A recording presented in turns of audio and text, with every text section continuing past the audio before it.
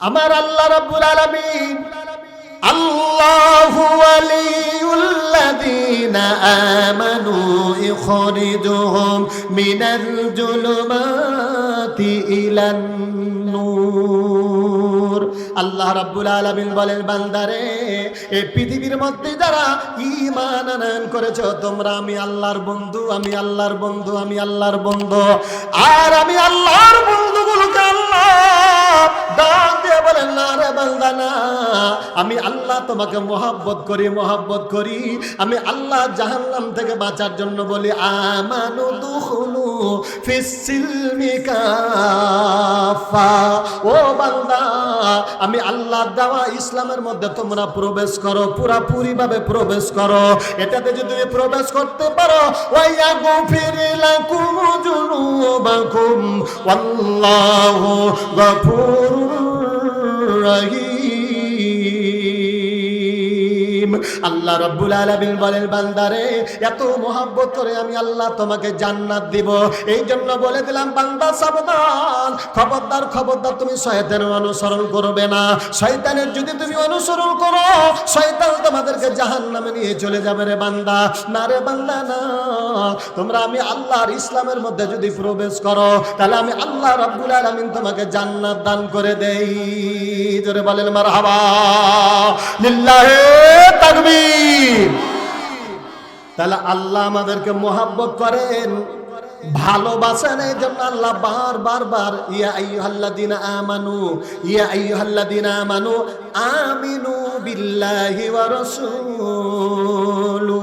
আল্লাহ রাব্বুল আলামিন বলেন, ও ঈমানদার বান্দারা, তোমরা আমি আল্লাহর প্রতি ঈমান আনয়ন করো, রাসূলের প্রতি বিশ্বাস স্থাপন করো। এর দ্বারা আল্লাহ বুঝিয়ে দিচ্ছে, ও বান্দা, পৃথিবীর মধ্যে যারা ঈমানদার বান্দা রয়েছে, এদেরকে আমি আল্লাহ মহব্বত করি। আর মহব্বতের জন্য বারবার বলি, বান্দারে তুমি ইসলামের মধ্যে আসো। ঠিক না বে ঠিক? এবার তাহলে ইসলাম এবং ঈমান সব জায়গায় পৃথিবীর মধ্যে শক্তি ইসলামের না ঈমানের? আপনারা বলেন তো দেখি। এখানে কিন্তু যেহেতু প্রশ্নবোধক, আমি যদি বলি আগে ইসলাম না আগে ঈমান, এটার পিছনে একটা উত্তর রয়েছে। একটু বলেন তো, আগে ইসলাম না আগে ঈমান? জি জি না, আগে ইসলাম। এবার যদি বলি ইসলামের বড় শক্তি না ঈমানের বড় শক্তি, এই তো মানে উত্তর সঠিক হচ্ছে না। মানে আমাদের মনের মধ্যে অপূর্ণতা রয়েছে। আমি যে দুটা প্রশ্ন করলাম, এই প্রশ্ন দুটার জবাব আছে না নাই? নিতে রাজি আছেন কিনা? কারা কারা রাজি আছেন একটু হাতটা তুলেন তো দেখি। আল্লাহকে জোরে শুনিয়া বলেন না রে তাকবীর। ভাইরা আমার, বাবাজিরা আমার, এবার তাহলে পারে ইসলামের শক্তি না ঈমানের শক্তি? প্রত্যেকটার পিছনে উদাহরণ দিলে আপনারা বুঝতে পারবেন।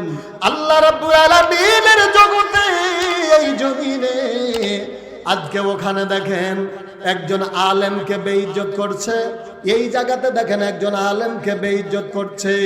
আপনি ফিলিস্তিনে দেখেন মুসলমানদেরকে নির্যাতন করতেছে, ভারতে দেখেন মুসলমানদেরকে নির্যাতন করছে। এরকম করে পৃথিবীর চতুর্দিকে মুসলমানদেরকে ফুটবলের মতো চতুর্দিক থেকে মারামারি হচ্ছে।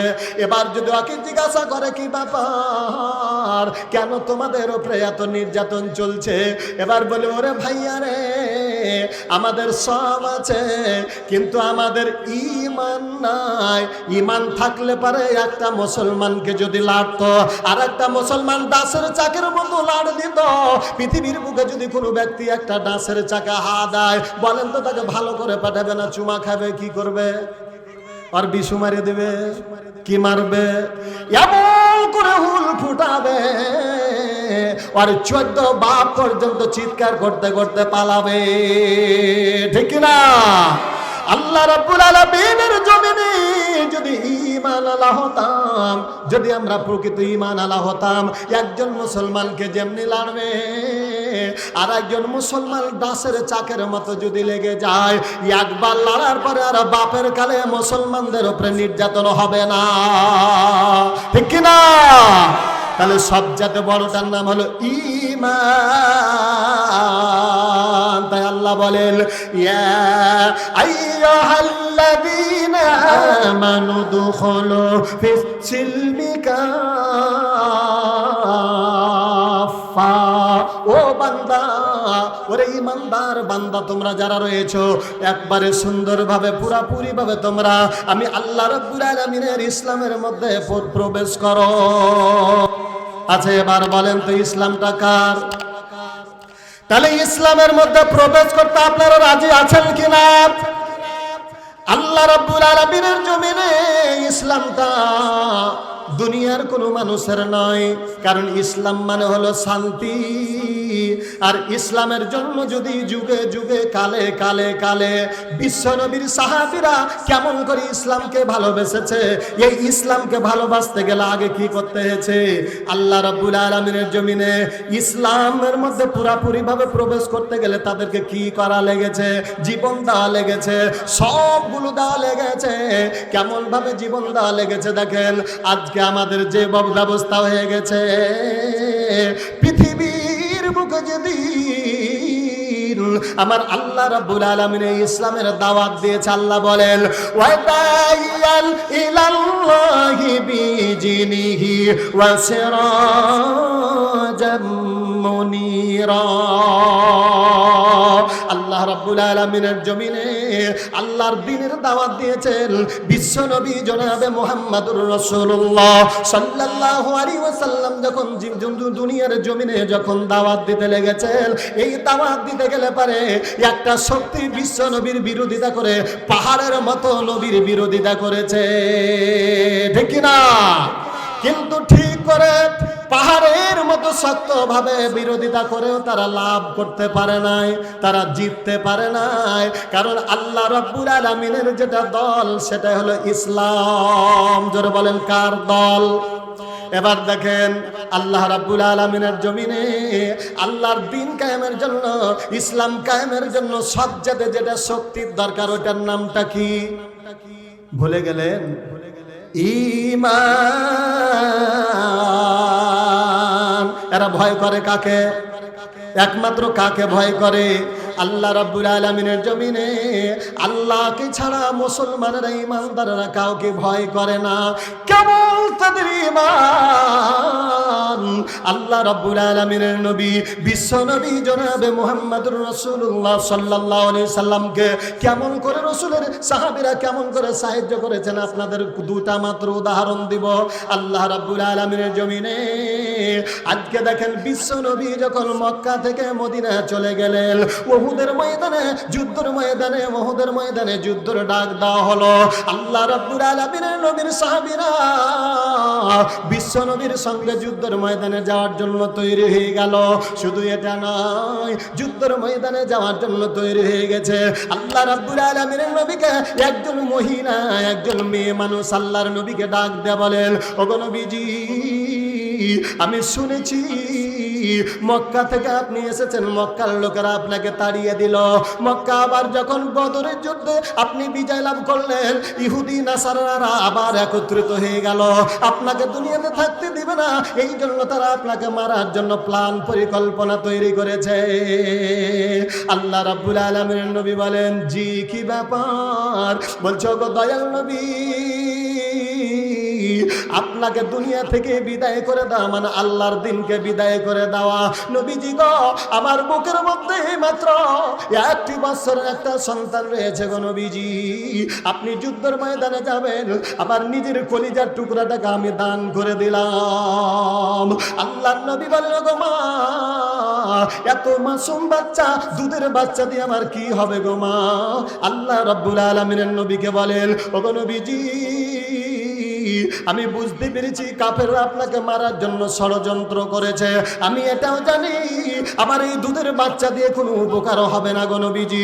কিন্তু গো নবীজি, কাফের মুশরিকরা যখন আপনাকে তরবারি মারবে, আপনাকে যখন তীর মারবে গো নবীজি, আমার দুধের সন্তানটা কাফেরদের তরবারির সামনে, কাফেরদের তীরের সামনে এমনি ভাবে ধরবেন, কাফেরদের তরবারিগুলো আসবে, কাফেরদের তীরগুলো আসবে, আমার সন্তানটার বুকে লাগবে। আমার সন্তানের বুকে লেগে লেগে লেগে আমার সন্তান দুনিয়া থেকে যতক্ষণ পর্যন্ত না বিদায় হবে, ততক্ষণ পর্যন্ত আপনি বিশ্ব নবী বেঁচে থাকবেন। আল্লাহ নবীকে বলেন, ও নবীজি, আমি জানি আমার সন্তানটা দুনিয়া থেকে বিদায় হয়ে যাবে, কিন্তু কিয়ামতের দিন মুসিবতের সময় আমি আল্লাহ রাব্বুল আলামিনকে ডাক দিয়ে বলবো, আল্লাহ গো, আমার দুধের বাচ্চার বিনিময় তোমার দয়াল নবীকে দুনিয়াতে বাঁচিয়ে রাখা হয়েছে, এর বিনিময়ে আমি আল্লাহ রাব্বুল আলামিনের কাছে জান্নাত দিব নবীজি গো। ওই জান্নাতের জন্য আমার সন্তানটাকে আমি আপনাকে দান করে দিলাম। জোরে জোরে বলেন সুবহানাল্লাহ। একটু কালমা পড়ি, লা ইলাহা ইল্লাল্লাহ সুবহানাল্লাহ ওয়ালহামদুলিল্লাহ লা ইলাহা ইল্লাল্লাহ লা ইলাহা ইল্লাল্লাহ মুহাম্মাদুর রাসূলুল্লাহ সাল্লাল্লাহু আলাইহি ওয়াসাল্লাম। ভাইরা আমার, বাবাজিরা আমার, তাহলে যুগে যুগে কালে কালে ইসলামের শত্রুরা নতুন নয়, নতুন নয়, নতুন নয়, আগেও ছিল, এখনো আছে। কিন্তু ইসলামের শত্রুদের বিপক্ষে মুসলমানেরা যেমন নিজের সন্তানগুলোকে দিয়ে, নিজের বুকের তাজা রক্ত দিয়ে ইসলামকে রক্ষা করেছে, এখন আপনারা বলেন তো দেখি, আল্লাহ রাব্বুল আলামিনের জমিনে আল্লাহর ইসলামকে বুকের তাজা দিয়ে কারা কারা রক্ষা করতে রাজি আছেন? একবার দুইখানা হাত তুলে জোরে বলেন নারে তাকবীর। ইসলামটা কার? তাহলে আল্লাহ রাব্বুল আলামিনের জমিনটা হলো আল্লাহর, ইসলামটা হলো আল্লাহর, বান্দা হলো আল্লাহ রাব্বুল আলামিনের। আর আল্লাহ রাব্বুল আলামিনের বান্দা যারা এই জমিনে ইসলামকে ভালোবাসবে তারা আল্লাহকে ভালোবাসা হলো। এবার প্রশ্নের জবাব দেব, হুজুর আগে ইসলাম না আগে ঈমান? আল্লাহ রাব্বুল আলামিনের নবী বলেন, আল্লাহুম্মা মান আহইয়াইতাহু মিন্না ফাআহইহি আলাল ইসলাম ওয়া মা তাওয়াফফাইতাহু মিন্না ফাতাওয়াফফাহু আলাল ঈমান। আল্লাহ রাব্বুল আলামিনের নবী, বিশ্ব নবী দুনিয়ার যখন জানাজার ময়দানে উপস্থিত হতেন, জানাজার ময়দানে গিয়ে উনি একটা দোয়া পড়তেন। এই দোয়াটাই হলো সেটা যে আল্লাহুম্মা গফিরলি হাইয়িনা ওয়া মাইয়িতিনা ওয়া শাহিদিনা ওয়া গায়িবিনা ওয়া সাগীরিনা ওয়া কাবীরিনা ওয়া যাকারিনা ওয়া উনসানা। তারপরে যেটা কথা, আল্লাহুম্মা মান আহইয়াইতাহু মিন্না ফাআহইহি আলাল ইসলাম। আল্লাহ নবী আল্লাহর দরবারে দোয়া করতেন, গো আল্লাহ, এই পৃথিবীর মধ্যে যতদিন বেঁচে থাকবো ততদিন পর্যন্ত আল্লাহ তুমি ইসলামের উপরে যাতে প্রতিষ্ঠিত থাকতে পারি তৌফিক দান করো। আর যেদিন দুনিয়া থেকে চলে যাব আল্লাহ গো, সেদিন ইমানদারের সামনে ইমানদারের কাতারে তুমি আমাদেরকে শামিল করে দাও। তাহলে আল্লাহ রাব্বুল আলামিনের জমিনে যারা ইসলামের বিরোধিতা করছে, এমন কতগুলো আল্লাহর বান্দা রয়েছে দুনিয়াতে যতদিন পর্যন্ত বেঁচে রয়েছে ততদিন ইসলামের বিরোধিতা করছে, ইসলামের কথা শুনলে তাদের গায়ে আগুন জ্বলে যায়। আবার উনি যখন দুনিয়া থেকে মারা যায়, মারা গেলে পরে আমাদের মতন ইমামেরা ডাক দিয়ে বলবে, বিসমিল্লাহি ওয়া আলা মিল্লাতি রাসূলিল্লাহ। আল্লাহ রাব্বুল আলামিনের কাছে বলবো, গো আল্লাহ, তোমার নামে তোমার দলে তাকে রেখে দিলাম। আল্লাহ বলেন, ওরে বান্দা, দুনিয়াতে যতদিন পর্যন্ত তার দেহে বল থেকেছে, যতদিন সোজা থেকেছে, ততদিন পর্যন্ত ইসলামী আন্দোলনের বিরোধিতা করেছে। হায়রে আল্লাহ, কোরআনকে মহব্বত করেছে, কোরআনকে মহব্বত করেছে নামাজের খাতিরে, নামাজের ক্ষেত্রে কোরআনকে মহব্বত করেছে, রোজার ক্ষেত্রে কোরআনকে মহব্বত করেছে, হজের ক্ষেত্রে কোরআনকে মহব্বত করেছে। কিন্তু আল্লাহ রাব্বুল আলামিন বলেন, ইন্নাদ দীনা ইনদাল্লাহিল ইসলাম। অন্য জায়গাতে আল্লাহ রাব্বুল আলামিন বলেন, আকিমুদ দীনা ওয়া লা তাতাফাররাকু ফীহি কাবুরা আলাল মুশরিকিনা মা তাদউহুম ইলাইহি। আল্লাহ রাব্বুল আলামিন বলেন, বান্দারে, দুনিয়াতে আমি আল্লাহ যেমন নামাজের কথা বললাম, যেমন রোজার কথা বললাম, যেমন হজের কথা বললাম, নামাজ পড়লে কোনো অসুবিধা নাই। আওয়ামী লীগ, বিএনপি, জাতীয় পার্টি যতগুলো আছে সব নামাজের দিকে যায়, ওরাও রোজার দিকে যায়, ওরাও হজের দিকে যায়। কিন্তু শুধু একমাত্র যেটা আমি আল্লাহর দেওয়া, ওটার নাম হলো ইসলাম। আর ইসলামের কথা বললে পারে গায়ে আগুন জ্বলে যায়। আল্লাহ বলেন, দুনিয়াতে যতদিন বেঁচে থেকেছ ততদিন তুমি ইসলামের 12টা বাজার জন্য ব্যবস্থা করেছ। আজকে তুমি মারা গেলা, মারা গেলে পারে তোমার পচা লাশ, পচা লাশ, পচা লাশ, এমন পচা, যে পচাটা তুমি নিজে মরবা, তোমার বিবি পর্যন্ত বলবে না, ঘরের মধ্যে রাখা যাবে না।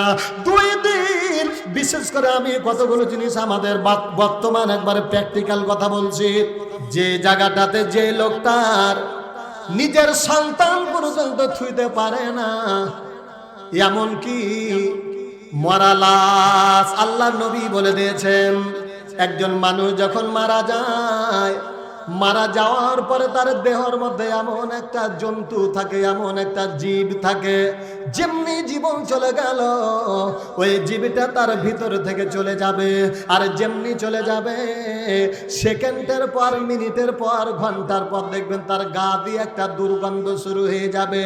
এত দুর্গন্ধ, এই দুর্গন্ধ মানুষ থাকতে পারবে না, এত দুর্গন্ধ পায় মানুষ। তাই আল্লাহ বলেন, লাকাদ খালাকনাল ইনসানা ফি আহসানি তাকবীর সুম্মা রাদাদনাহু আসফালা সাফিলিন।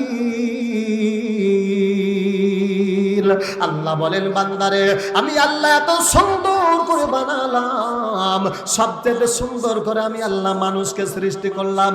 আর মানুষের চরিত্রের কারণে, ব্যবহারের কারণে আমি আল্লাহ তাকে সবচেয়ে নিকৃষ্ট জায়গাতে ফেলে দিব। ঠিক না বেঠিক? তাহলে পারে দেখেন, আল্লাহ রাব্বুল আলামিনের বান্দারা এই দুনিয়ায় যতদিন পর্যন্ত বেঁচে থাকলো, ততদিন পর্যন্ত বাহাদুরি করে ইসলামের বিরোধিতা করলো। আর যখন মারা গেল তখন ইসলামের দিকে দিল। আল্লাহ বলেন, ও বান্দা, দুনিয়াতে জীবিত অবস্থায় তুমি আমার বিরোধিতা করেছো, আর এখন তোমার বিবি পর্যন্ত তোমাকে রাখে না, তোমার সন্তান পর্যন্ত দেখে না, আর তোমার মতন পচা মরা লাশ নিয়ে আমি আল্লাহ কি করব? তাই আমার আল্লাহ রাব্বুল আলামিন বলেন, ওয়ালা তামুতুন্না ইল্লা ওয়া আনতুম মুসলিমুন। মুসলমানি বুয়াদ গারদমনে হাদা এনানে খুদবাতসতে খাজি দাদা। আল্লাহ রাব্বুল আলামিন বলেন, বান্দারে, ও বান্দা, তোমরা ততক্ষণ পর্যন্ত মরবে না যতক্ষণ পর্যন্ত ইসলামের মধ্যে, ইসলাম যতক্ষণ পর্যন্ত না গ্রহণ করবে। তাহলে এবার আগে বলেন তো ইসলাম না আগে ঈমান? আগে ইসলামের দরকার। কথা বলেন, কিসের দরকার? ইসলামের দরকার। একটু জোরে বলেন তো, ইসলাম মানে শান্তি নেওয়া, শান্তি। এই কথা বলেন না কেন? বর্তমান সারা পৃথিবীতে রয়েছে, বাংলাদেশের মাটিতে ইসলাম যাতে না যায়, শান্তি যাতে না আসে, এরকম একটা দল, একটা গোষ্ঠী বাংলাদেশের মাটিতে তারা পায়তারা করছে কিনা? কথা বলেন না কেন? তাহলে এ পায়তারা বিরোধিতা করে নবীর সাহাবীরা যদি চতুর্দিক দিয়ে সাহায্য করে ইসলামটা কায়েম করতে পারেন, তাহলে আল্লাহর দেওয়া পথ, এ পথের জন্য আমরা দুনিয়াতে রাজি আছি কিনা? নারায়ে তাকবীর। এবার তাহলে ইসলাম মানে কি? শান্তি বললাম। ইসলাম মানে কি? শান্তি। আর ঈমান মানে হলো বিশ্বাস। কেমন বিশ্বাস, কেমন বিশ্বাস, কেমন বিশ্বাস? আমি এর ব্যাপারে একটু আলোচনা করবো। আর শান্তির ব্যাপারটা দেখেন ভাইরা আমার, বাবাজিরা আমার, আজকে দেখেন বাংলাদেশে একটা নির্বাচন হবে। এই নির্বাচন হতে গেলে পারে একজন চেয়ারম্যান, একজন এমপি, একজন মন্ত্রী হবে, হবে কিনা? তাহলে এর যদি চরিত্র খারাপ হয় তাহলে তো অবস্থা ভালো হবে না, খারাপ হবে। এই যে দেখেন, তাহলে কেমন আল্লাহ রাব্বুল আলামিনের নবী, বিশ্ব নবী দুনিয়াতে নাই, নবীজি চলে গেলেন। তারপরে হযরত আবু বকর রাদিয়াল্লাহু তাআলা হলেন আমিরুল মুমিনিন, উনি দুনিয়া থেকে বিদায় হয়ে গেছেন। তারপরে হযরত উমর ফারুক রাদিয়াল্লাহু তাআলা উনি হলেন আমিরুল মুমিনিন, মুসলমানের বাদশা, উনি হলেন ঈমানদার বাদশা, প্রধানমন্ত্রী। ইসলামটা কি জিনিস, শান্তিটা কি জিনিস? আল্লাহ রাব্বুল আলামিনের নবী সাহাবী হযরত উমর ফারুক রাদিয়াল্লাহু তাআলা যখন প্রধানমন্ত্রী হয়ে গেলেন, উনি রাতের অন্ধকারে মানুষের খোঁজ খবর নিতেন। আমি ওই কথাটা বলবো না। উনি একদিন সকালবেলা আল্লাহ রাব্বুল আলামিনের বান্দা মদিনায় বাড়ি থেকে বের হয়ে গেলেন। বের হয়ে যাওয়ার পরে মাঠের মধ্যে একজন বৃদ্ধা মহিলা মাঠের মধ্যে আল্লাহ রাব্বুল আলামিনের জমিনে বসে বসে বসে বসে বসে হযরত উমরকে গালি দিচ্ছেন। কাকে গালি দিচ্ছেন? কথা বোঝাতে পারছি কি? যাকে গালি দিচ্ছেন উনি কে? আর একটু জোরে। প্রধানমন্ত্রী। আর আমাদের বাংলাদেশে একটা প্রধানমন্ত্রী ছিল, খালি যদি ফেসবুকে শুনেছে যে তার মনের বিরোধিতা, তাকে কটূক্তি করছে, তাকে কোন জায়গায়? কথা বলেন না কেন? জেলখানায়। আর যিনি প্রধানমন্ত্রী হযরত ওমর ফারুক রাদিয়াল্লাহু তাআলা উনি প্রধানমন্ত্রী, উনি বের হয়ে গেছেন, মহিলাটা বারবার গালি দিচ্ছে হযরত ওমরের নাম ধরে। আল্লাহ, তুমি উমারকে কেনে দিয়া পাঠাইলা?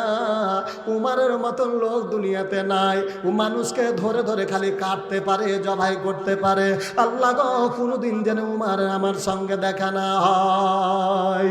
হযরত ওমর ফারুক রাদিয়াল্লাহু তাআলা আনহু উনি দৌড় দিয়ে বলেন, গো মা, কি ব্যাপার, কেন তুমি উমারকে গালি দিচ্ছ? বলে উমার খুব ভালো মানুষ নয়, উমার নাকি মুসলমানের বাদশাহ, উমার যদি আল্লাহ জেনে উমারের সঙ্গে না দেখা দেয়। হযরত ওমর বলছেন, মা তুমি কি কোনোদিন উমারকে দেখেছো? বলে না। তাহলে কেন গালি দিচ্ছ? বলে বেটা রে, উমার যদি ভালো মানুষ হবে তাহলে পরে আমি কেন না খেয়ে আছি? আল্লাহ রাব্বুল আলামিনের বান্দা হযরত ওমর বলেন, ওগো মা, আপনি যে এতক্ষণ পর্যন্ত উমারকে গালি দিচ্ছেন, আপনি কি কোনোদিন দেখেছেন? বলে বেটা রে, আল্লাহ জেনে ওরকম মানুষের সঙ্গে দেখা না করে। আল্লাহ রাব্বুল আলামিনের বান্দা হযরত ওমর ফারুক রাদিয়াল্লাহু তাআলা আনহুর চোখ দিয়ে ঝরঝর করে পানি পড়তে লেগেছে। আর আল্লাহ রাব্বুল আলামিনকে ডাক দেয়া বলেন, ওগো আল্লাহ, আমি কেমন করে জবাব দিব? হযরত ওমর পকেট থেকে কিছু জিনিস, টাকা কিংবা স্বর্ণ মুদ্রা বের করে দিয়া ওই মহিলাটাকে ডাক দেয়া বলেন, ওগো মা, এই জিনিসগুলো দিলাম, আপনি 3 দিন থেকে অনাহারে রয়েছেন, আপনি খাবেন খাবেন খাবেন। আর এই জায়গাটাতে আজকের যিনি প্রধানমন্ত্রী, ওনার গভর্নর যে আছে, আগামী সকালবেলা যাবেন, ওখান থেকে আপনি যা খাবেন তা নিয়ে আসবেন। হযরত ওমর ফারুক রাদিয়াল্লাহু তাআলা আনহু দাওয়াত দিলেন। বলেন তো, এখনকার মতন হলে পরে আগে আগে পিটতো কিনা?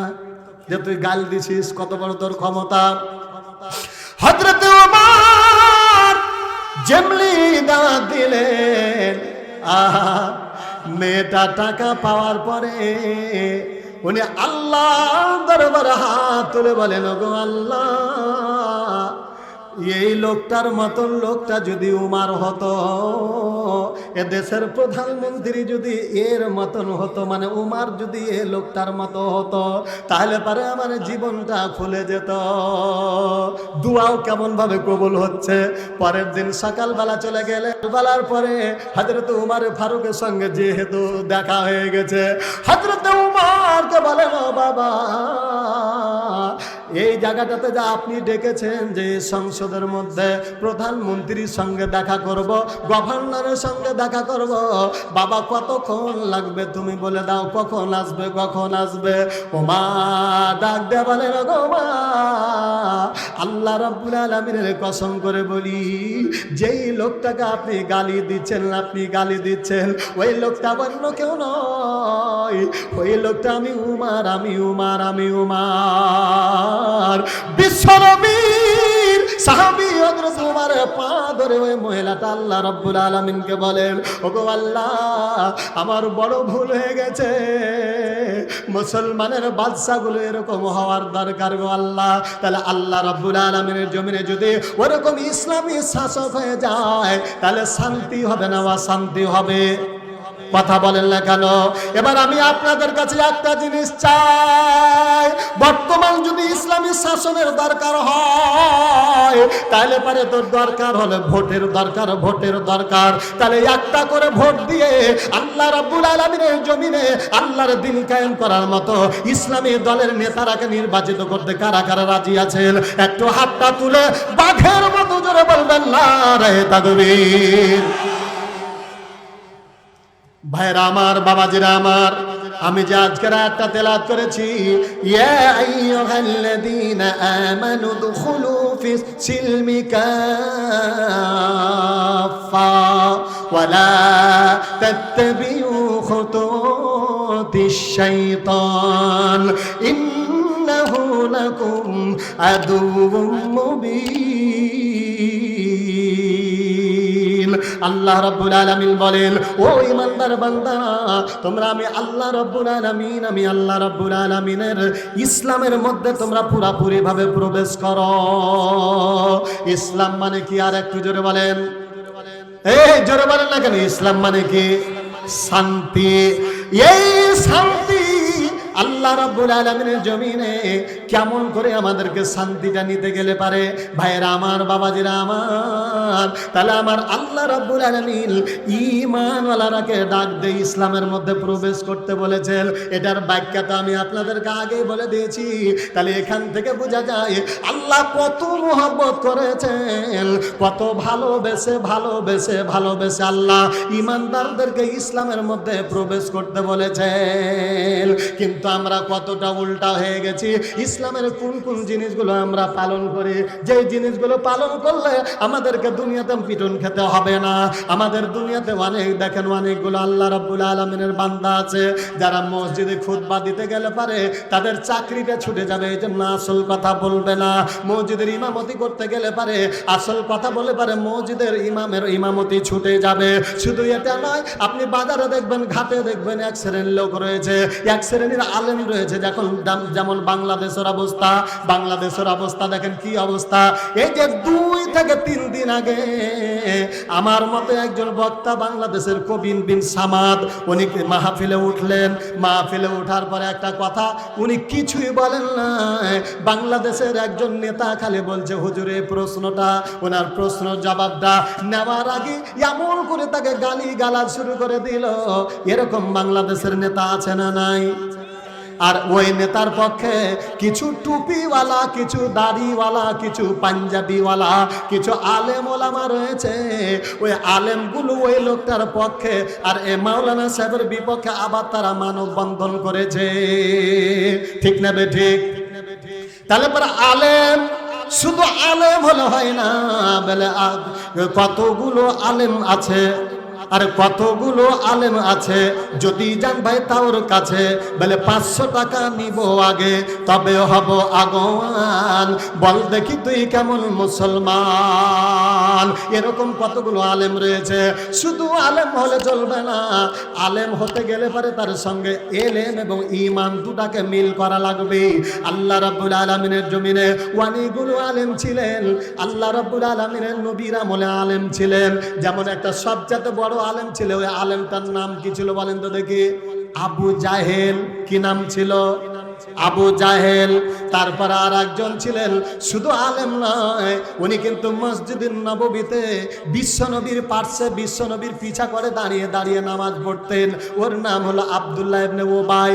কথা বলেন ঠিক না বে ঠিক? তাহলে এবার বাংলাদেশের মাটিতে নজর করে দেখবেন, শুধু বাংলাদেশ নয়, আমাদের চক্কিতির মধ্যে দেখবেন ইমামের পিছনে দাঁড়িয়ে দাঁড়িয়ে নামাজ পড়বে। কেউ যদি তার পিছনে দাঁড়ায় তাহলে তাকে ঠেলে দিলে পিছা ইমানের পিছন খানটা দখল করবে। কিন্তু যদি তাকে আল্লাহ রাব্বুল আলামিনের জমিনে আল্লাহর দ্বীনের যদি দাওয়াত দেওয়া হয়, তাহলে বলবে আমি মানুষের ভালোতে মন দিতে না। ঠিক না বে ঠিক? তাহলে পরে বলেন তো, দুনিয়াতে বেটাও নয় বেটিও নয়, এরকম একটা জাতি আছে, নামটা কি? কথা বলেন না কেন? এই জোরে বলেন না কেন? তাহলে যারা আল্লাহর জমিনে দ্বীনের বিরোধিতা করছে ওদেরও বিপক্ষে নয়, যারা পক্ষে আছে তাদেরও পক্ষে নয়। একটু বলেন, যারা বেটা নয় বেটি না, আর একবার জোরে বলেন তো শব্দটার নাম কি? আরো জোরে। তাহলে এবার বলেন তো দেখি, যারা ইসলামের পক্ষে নাই বিপক্ষে নাই, মুসলমানকে মারছে তাদের কাছে নাই, ওরা বলেন ভালো না হিজড়া। কথা বলেন, ওরকম হিজড়া মার্কা লোক বাংলাদেশে আছে না নাই? ওরকম হিজড়ারাকে দুনিয়ার জমিন থেকে তাড়িয়ে ইমানদার মুসলমানদেরকে ইসলামের পক্ষে কারা কারা রাজি আছেন? 2খানা হাত তুলে একবার জোরে বলেন নারে তাকবীর। রাগ হলো নাকি? ইসলাম ডাকার। এই যে আমি বারবার বলতেছি, ইসলাম ডাকার আল্লাহর। আর আল্লাহ রাব্বুল আলামিন বলেন, ও বান্দা, ইয়া আইয়ুহাল্লাযীনা আমানু দুখুলু ফিস সিলমি কাফা, এখানে কিন্তু রেকর্ড হচ্ছে যে আমি বারবার আয়াতটা তেলাওয়াত করছি। কেন?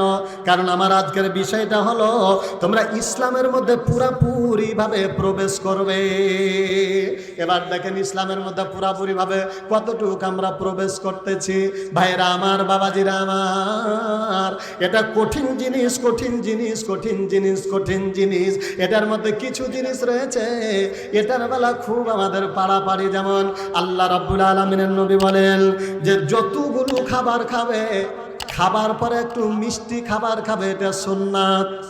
কি এটা? এটা কে বলেছেন? ইসলাম বলেছে। কে বলেছে? আল্লাহর নবী বলেন কেউ যদি দাওয়াত দেয় তাহলে দাওয়াত গ্রহণ করতে হবে। 6টা মানে খাসলাত মেসকাতের হাদিস, বুখারী এবং মুসলিম শরীফের হাদিসে আছে। একটা মানুষের মধ্যে আর একটা মানুষের 6টা গুণ রয়েছে। এই 6টার মধ্যে 1 নাম্বার হলো মুসলমান যদি দাওয়াত দেয় তাহলে দাওয়াত গ্রহণ করতে হবে। এটা একটা হাদিস। কে বলেছে? এটা ইসলাম বলেছেন।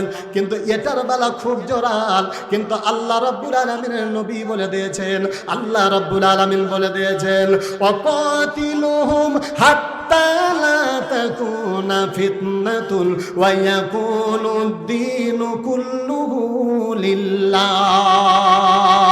আল্লাহ রাব্বুল আলামিন বলেন ও বান্দা, তোমরা আমি আল্লাহ রাব্বুল আলামিনের জমিনে ততক্ষণ পর্যন্ত যুদ্ধ করতে থাকো যতক্ষণ পর্যন্ত আমার জমিনে আমার বাতিলগুলোকে ধ্বংস করে দিয়ে আমার দিন যতক্ষণ পর্যন্ত জমিনে না কায়েম হবে ততক্ষণ পর্যন্ত তোমরা যুদ্ধ করতে থাকবে। এটা কথাটা কার? তাহলে এটার বেলা কি সবাইকে পাওয়া যায়? এটার বেলা পাওয়া যাবে না। টুপি মাথায় দেওয়ার বেলা পাওয়া যাবে, পাঞ্জাবি গায়ে দেওয়ার বেলা পাওয়া যাবে, কিন্তু আল্লাহ রাব্বুল আলামিনের যেটা সবচাইতে বড় শক্তি ওটার নাম হলো ঈমান। কিন্তু ভাইরা আমার, বাবাজিরা আমার, তাহলে আজকে আলোচনা শুনলেন কয়টা বিষয়ের উপরে? আর একটু জোরে বলেন। একটার নাম হলো ইসলাম আর একটার নাম হলো ঈমান। এবার বলেন তো ইসলাম আগে না ঈমান আগে? আগে ইসলাম। জোরে বলেন কি? আগে ইসলাম। একটা কথা আছে যে আগে দর্শন ধরি পরে গুণ বিচারি। ইসলামটা হলো দেখা টুপিটা কার পোশাক, ইসলামী পোশাক, দাড়িটা কার পোশাক, ইসলামী পোশাক, পাঞ্জাবিটা কার পোশাক, ইসলামী পোশাক। এটা হলো দর্শন ধরি। আর ঈমান এটা কিন্তু দেখতে পাওয়া যায় না। মানুষকে কেটে ফেলে দিলে পারে গোটা মানুষের রক্ত, কলিজা, ফেকসা, দুনিয়ার সব